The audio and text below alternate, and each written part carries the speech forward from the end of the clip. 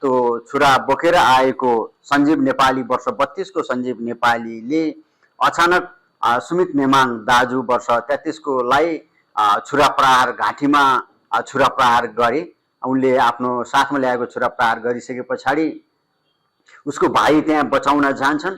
भाइ बचाउन जाने क्रममा भाइ सृजन नेमाङ वर्ष 25 को लाई पनि उसले मल्टिपल ठाउँमा चाहिँ अट्याक गर्छ, पेटमा, घाँटीमा, छातीमा।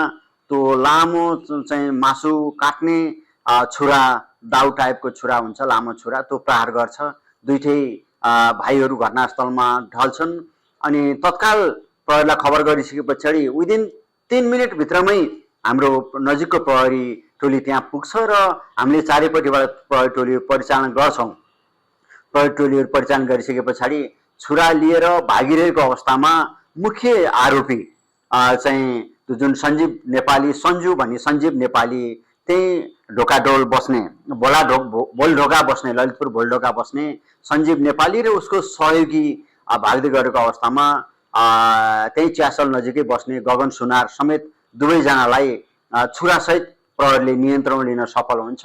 अनि हामीले तत्काल प्रहरीकै गाडीमा घाइतेहरूलाई उद्धार गरेर बिआइएनबी हस्पिटलमा लान्छौँ।